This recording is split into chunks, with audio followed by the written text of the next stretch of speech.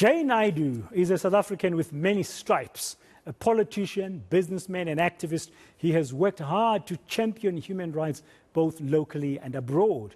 Tomorrow, he will be celebrated in Montreal, in Canada, when the Université du Québec and Montreal, UQAM, will award him an honorary doctorate. The award is in recognition of Naidoo's fierce commitment to defending democracy, social justice, peace, and human rights. He joins me now live from Montreal. I'm going to say good morning to you, Jay, Montreal time. It's in the afternoon here in Johannesburg. Congratulations. How do you feel?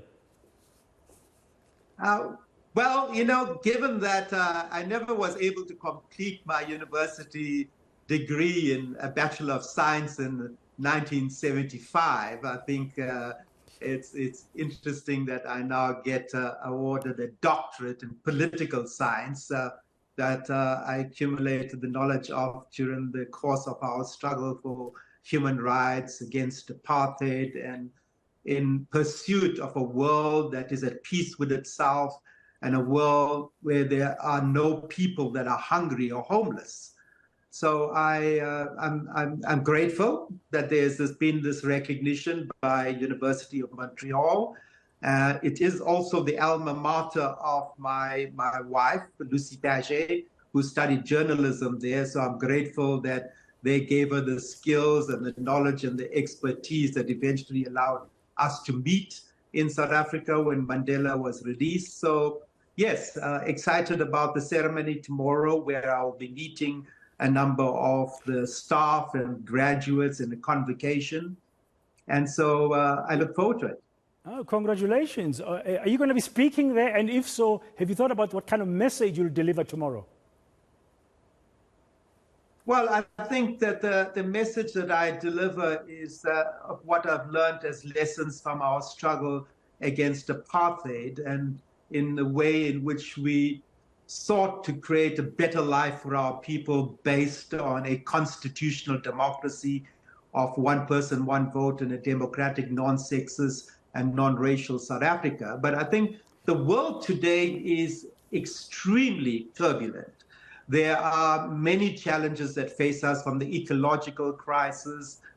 Part of what we're discussing in South Africa about load shedding is a consequence of that. How do we move out of fossil fuels? How do we create a world where we end poverty, we end war, we ensure that the inequality does not continue to grow in our world? And I think that we need to find a way in which we build a new narrative in which young people, like when we were young, will find their voice, will find their agency, and will find their own destiny. I think the world is in a critical state at the moment. We're coming out of 3 years of a pandemic response that has destroyed millions of jobs and businesses. And we are looking forward to how we can design a world in which there is an absence of poverty, where there's a respect for women's rights or for human rights or for the social rights of all citizens, in which we respect all species that we share our Mother Earth with. So my message will be very much reiterating the need for a new form of activism, which goes back to the grassroots, because when we look upwards, we are finding virtually no leaders that we can admire or respect. So we have to go back to the grassroots, and we have to build a countervailing force of ordinary people who are committed to designing a world that creates peace, that creates stability and social cohesion, and a respect for the rights of all people and all species that we cohabit our planet with. Are you still hopeful we can get there? I mean, all the way from the 70s, as you said, when you could not finish your Bachelor of Science degree, into the trade union movement. In 1985, you being elected as the General Secretary of the Trade Union Federation, COSATU. Through all out these years, we're still beset with some of those problems, but some of them have sort of worsened. In fact, young South Africans no longer trust politicians. Well, I think the situation is that young people in the entire world do not trust politicians. Just like they don't trust the medical system at the moment. I think we have to rethink everything we do. We have to question everyone. We have to question everything.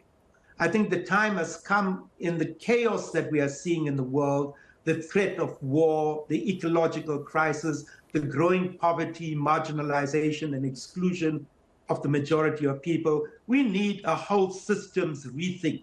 We cannot think about this changing the chairs on the Titanic deck.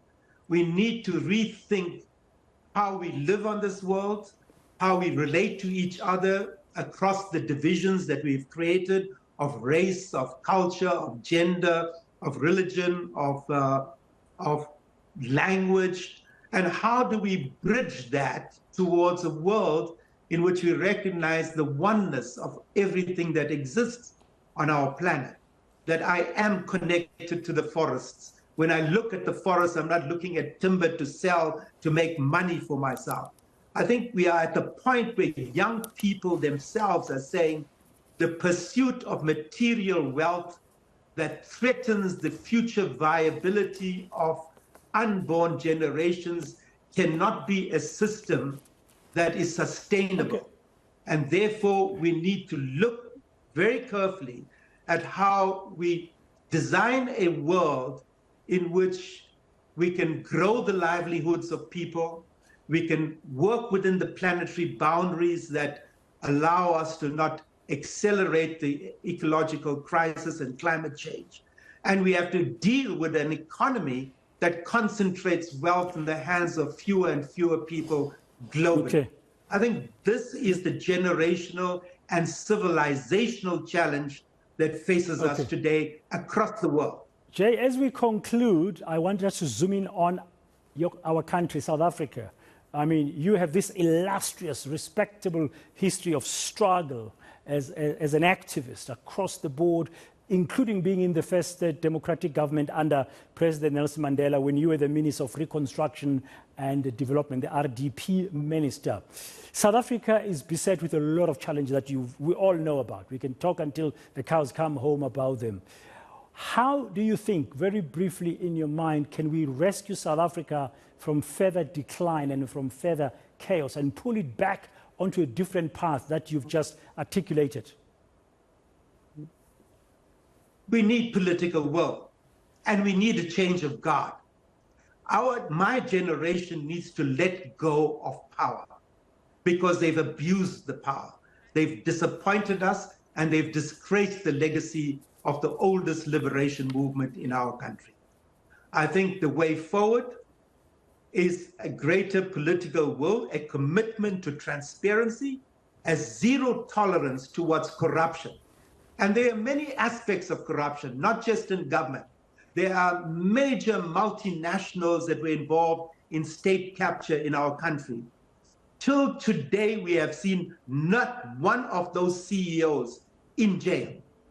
So when we talk about zero tolerance, it means we do not allow people to get away with the looting of our public coffers.